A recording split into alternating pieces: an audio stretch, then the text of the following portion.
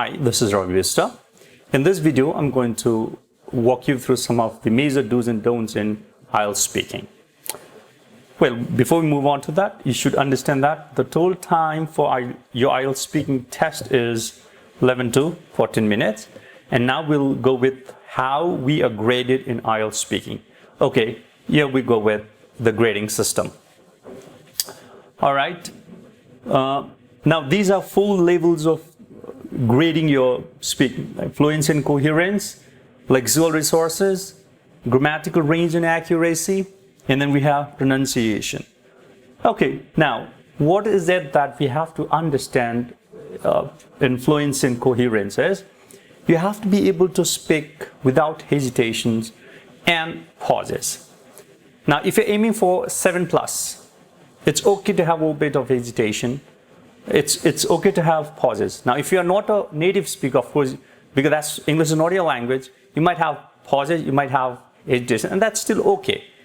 But you should not hesitate so much or pause so much that it will deter your fluency and coherence.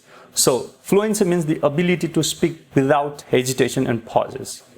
And coherence means, means existing together. When you speak, your ideas should logically follow. It should not go haphazard. It has to be connected. The answers should more often maintain the unity. The sentences that you say should maintain unity. So, you have to be able to develop topics fully and appropriately. And another thing is you got to speak coherently with cohesive devices. Now, coherence and cohesive, I would say it's interrelated. Now, what is cohesive feature is?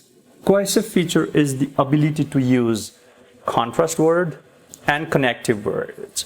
For example, and moreover, these are connective words, and contrast word like however, in spite of. So you have to be able to use these words because that will connect sentences. When sentences are connected, you give a good flow. So that's what it means by you got to speak coherently with cohesive features. Now let's move on to lexical resources. It means you have to be able to use vocabulary with flexibility and precision. Of course, you have to first of all understand when you're using words or terminology, or you want to use a big word, you have to make sure of the uses. Just don't use the word because you know it. It has to fit in to the context. So it has to be contextual and it has to be precise. You know a good word does not mean that you use it. So it could deter you against score. So you're not trying to show your vocabulary. It's just that it has to come naturally. And so vocabulary does not mean only high sounding words. Now, the beauty of speaking is to speak in a simple, clear language. And using vocabulary means being able to express the same thing without just one word. You just can't say like, I dislike this, I dislike that, you know. Instead of the word dislike, for example, if you want to say like dislike, you could say detest, or you could say abhor, or you could say loathe. You know, so these are some of the synonyms, and this is what we call it as vocabulary. Being able to use synonyms of the keywords. And you have to be able to use idiomatic languages naturally and, you know, accurately. Of course, the collocation, it is very important. Like, for example, let's say heavy rainfall, heavy traffic. So you have to be able to use that too. So that also falls under lexical resource, the collocation. And then we go with grammatical range and accuracy. What it's trying to test you is you have to be able to use structures naturally and appropriately. Now, when you say naturally, what does naturally mean? Because as a non-native speaker, you know, to maintain that natural flow would be difficult. Now, you don't have to be a native speaker. You have to be native-like. That's what is the essence of IELTS speaking. So how do you do that is, you could just listen to BBC, CNN, and most importantly, learn how the foreigners, the native speakers communicate with each other. I think that should give you a good flow about how they speak. So that's being able to speak naturally. And that's the central essence. You have, in whatever you do it, you might use good word, you might, use connective words, whatever it is, at the end you have to sound like native speaker. And you have to be able to produce accurate structures because you have to show your grammatical range, not just basic grammatical forms. You have to be able to make compound sentence, complex sentences, I would say. I think that would give a flow to the evaluator. Another is pronunciation. That means you have to be able to use full range of pronunciation features with precision. Now, most of the students, what they do is, they try to change their tone. So there's a difference between tone and and pronunciation. You don't have to change your accent. You don't have to say, my name is Ravi. If it's Ravi, I say it's Ravi. That's fine. You don't have to change that because pronunciation is being able to pronounce the word correctly. So it's not the accent that's checking. All right, so I think you got a little, and you can Google this up and then, or you can go to British Council or IDP sites and just go in detail. So you'll get a good idea about what I mean by grading system. Now we'll move on to the do's section of IELTS. Okay. Now, I've just mentioned the major ones, but very impactful, I would say. Number one, always reword the question phrase. Now, this is very important, I would say. Let's take this question. What is your favorite color? Now, of course, rewording does not mean that you're changing everything. You're using synonym of the head words too. For color, you're going to say color. So you just don't try to forcibly think of a word, a substitute word. That's bad. For example, what is your favorite color? So instead of favorite, you could say, I'm fond of blue. Or you could say, I admire blue a lot. That's more than enough. So that's what I mean by rewording the question. And it's always good to rephrase the question phrase. Next is, do you think internet is necessary for school children? Now, of course, school children would remain school children. That would be okay. So what you have to pay attention to is think and necessary. So here you could say, well, in my point of view, it's not that important. Now, point of view gives the meaning of think, it's your view, and necessary, it's the synonym is important. So you have paraphrased the question phrase. That's a beautiful way of doing it. And at any cost, do it. The same version of the answer could be, I definitely believe internet has a paramount significance for school kids. Now, I believe would give the idea of think, and necessary would be a paramount significant. So this is how you're going to reword or rephrase the question. And this also means like same using vocabulary. This is what it means by vocabulary. Now, for lengthy questions, you don't have to rephrase the lengthier questions because by the time you restate, you forget that question. So you could just cut that short. And instead of like, do you think parents should encourage children to read books? Now don't say, I think parents should encourage, and when you're going to restate, you don't know the word for encourage, and then you get stuck and there's hesitation pause. The simple way to do it, you got to be clever and smart, guys, okay? See, it says, oh yes, they should do that by any means. So simple. So I don't have this burden of rephrasing or finding a substitute word. Now, you can't do that all the time because you also have to show your versatility. You have to show your fluency. You have to be able to show your vocabulary, your lexical resource, everything, because all these matter. And so you could even do this. For a lengthy question, I think this is the best way to do it. Now, this is the first do's. Now, let's go with another one. Oh, this has equal importance. See, I've come up with only the major one because I assume that if you plan for 7+, that's what you're going to do here. Number 2 is vary your language of expressions. Now, you don't want to give the same mundane answers, just one line answer, half a sentence, and the structure, subject, verb, and object. You don't want to give that. You got to twist, turn. I mean, it's like cooking a curry. So if I have to prepare a chicken curry, Simple things like boiled chicken and just put it and put all those spices, that's chicken curry. Now, if you want to make it tasty, there are things. You have to maintain the flame, the ingredients, everything else. So speaking is like, if you want to add flavor, guys, hey, you got to pay attention to this. This adds flavor. This is the test, I would say. It's a test. If you're testing something, this is yummy. Now, this is what is going to make yummy for you all, you know. If you learn how to vary your language of expression. Now, how to do that is, number A is providing reasons. Now, for some question, you can just reason it. For example, check this out. What do you like to do in your free time? So you could say, whenever I have a leisure time, see again, free time is leisure. I talk with my granny because, now see, reasons means so you're using, this is like cohesive feature, because listening to her stories and experience, see I'm using again this and, experience when she was growing up takes me to her infancy. It gives me an entirely different picture of life then and now. So this means, what do you like to do is like you like to listen to, talk to your granny. And why do you want to talk to granny is, see, you'd like to hear her stories and experience, you know.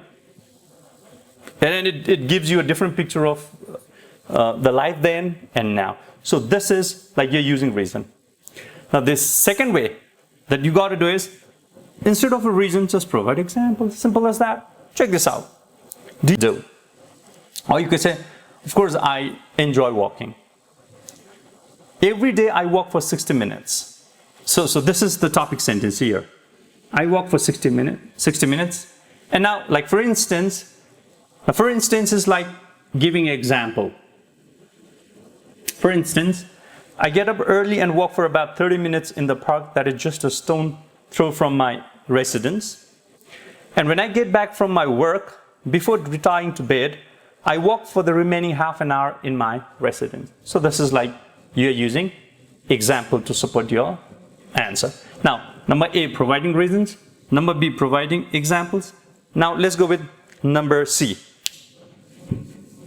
So, another way of answering or coming up with variation is simply provide details to your answer. How do we do that? Check this out. What was your first day at work like? So you just have to share your experience. It was not a new thing for me as a nurse. However, see again you're using a contrast word here. Cohesive feature. I was super nervous. One of the matrons was beside me the whole day observing how I performed. With a camera-like eyes all the time, I made frequent errors while recording the details of the patients. Nevertheless, see again here, cohesive feature. She instructed me politely and rectified with a smiling face. So this is like you're providing details of your work. You know, what's happening there, what was it like. So you're sharing your experience with the details, you know. And the last one is talking about the past, present, and or future. Sometimes when you answer, give the answer, quote about the past, or you might want to talk about the future, keep that element, or you could just merge that. Check this out. Do you like to dance? Now see you. I've never been as passionate as I have been lately. Honestly speaking, I was never interested in such activities since my childhood. Days. Probably because there were other things such as sports that stole my interest. So this is past. So I'm going to past. But now, so I'm coming to present now. So I moved to past, so I'm coming to present. But now I've been taking dance lessons and I expect to take this as my hobby. So I have been taking dance lessons and I expect to take this as my hobby is future. So you can just merge past, present and future. And so it also says that, do you like to dance? Means you were not interested, but now that you like dancing, and you can write some more how you have been enjoying dancing. You could even add some details here, like how it is to dance. So a little bit of your experience to anything. So you're going to use this kinds of variations, and I think that give a little flavor to your speaking. All right, now let's move on to the next. Do's, the third one I should say. Use connectives and contrast words. Now this will actually give a little bit of variation in your lexical results plus your grammatical range and accuracy. So it's like, hey, when you answer, connective words such as furthermore, moreover, additionally, apart from, besides, plus, you have many connective words, and contrast words like on the contrary, however, although, in spite of, despite. Try to use this. It will balance your speaking. For example, tell me about the favorite shop you often go to. You could just say, a favorite shop is this. But again, you have to be able to tell them. You have to tell them, hey, I can speak. I'm good at speaking. So you just don't want to limit your range of speaking. So how do you do it? I've always taken shopping as my secondary activity, as my elder sister does that for me.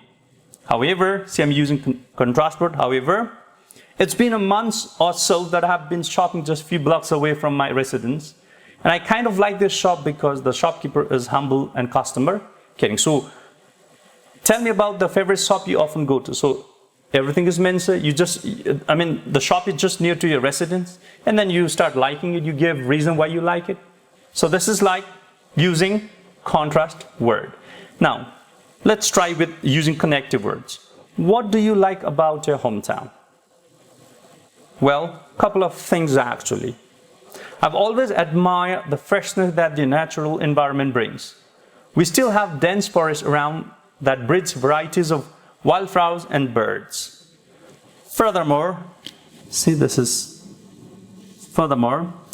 the villagers are still compassionate and as always willing to help in times of need. These are two things about my hometown that I would like to acknowledge.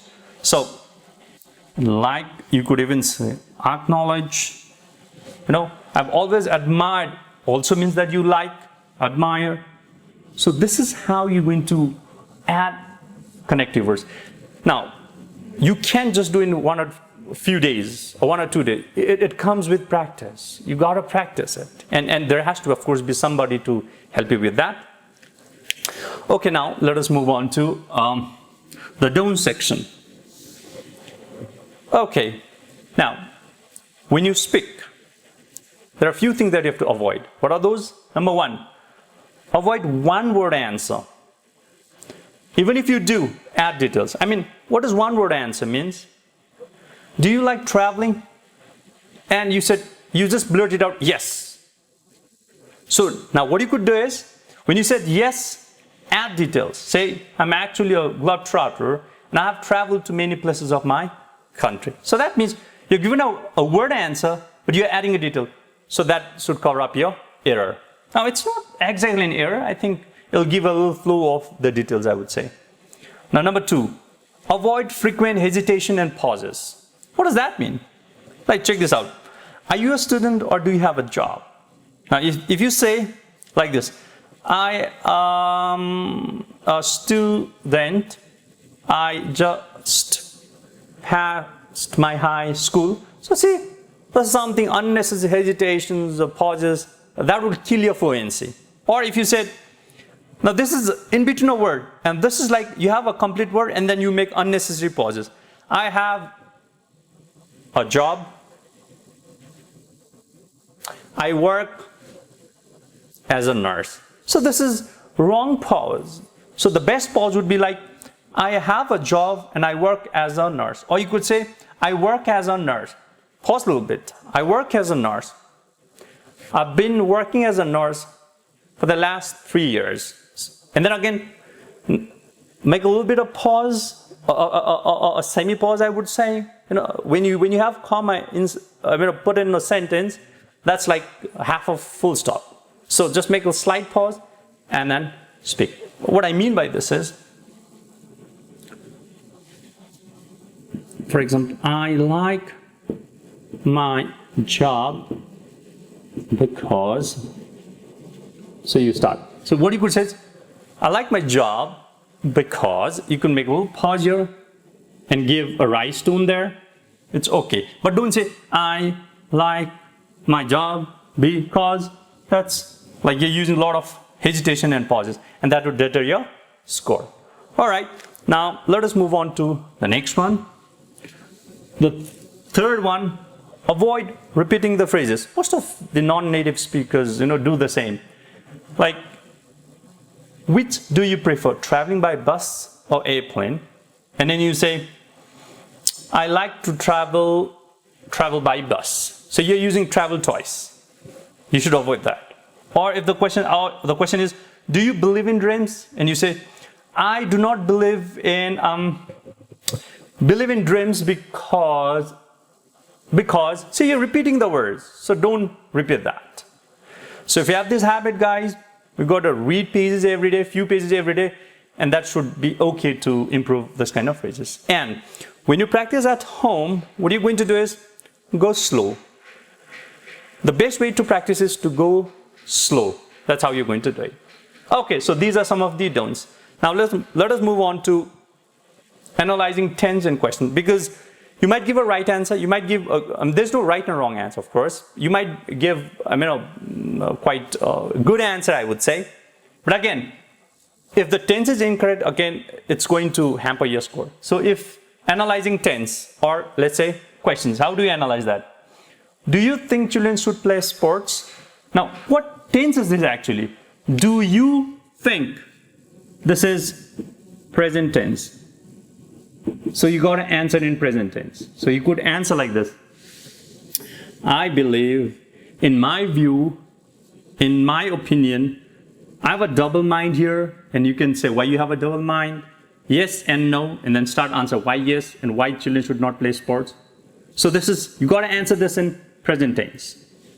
How often do you listen to music? Again, what tense is this? Of course, this is present tense. Now, it's just not about being explaining in present tense. You also have to understand how often. Look at the extent.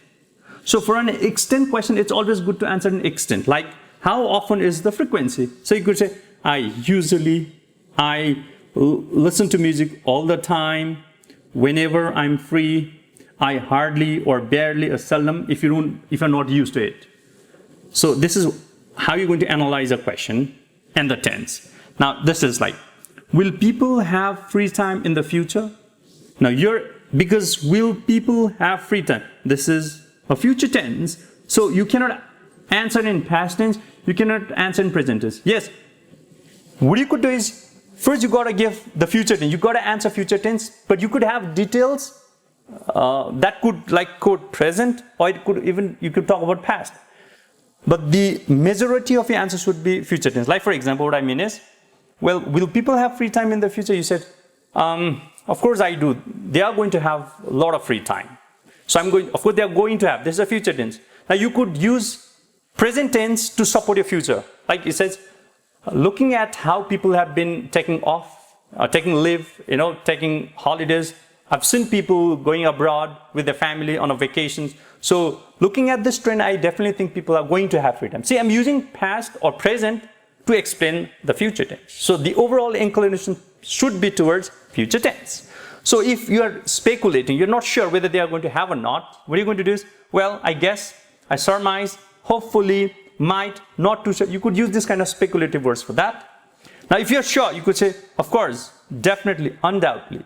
Like for example, for speculative, well, I'm not too sure if people are going to have free time, because with the way people are so busy these days and they have a lot of deadlines, I hardly see people taking breaks and they're so much of stressed out, they're burnt out.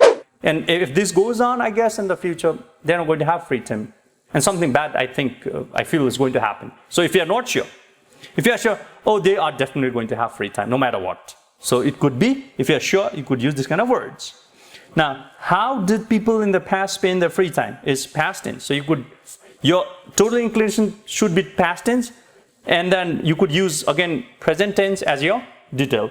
How did people in the past spend their free time? Now, you could say like, if you're not sure, you could say, I'm not sure because I'm just like around 16 years of age and I don't know much about it, because if I talk about 10 years, I was a kid and I normally don't know. But of course, yes, the other day when I had a conversation with my dad, now you could talk about what your dad said, how they spend their time, so talk about past. So when you answer, always analyze the tense and the question.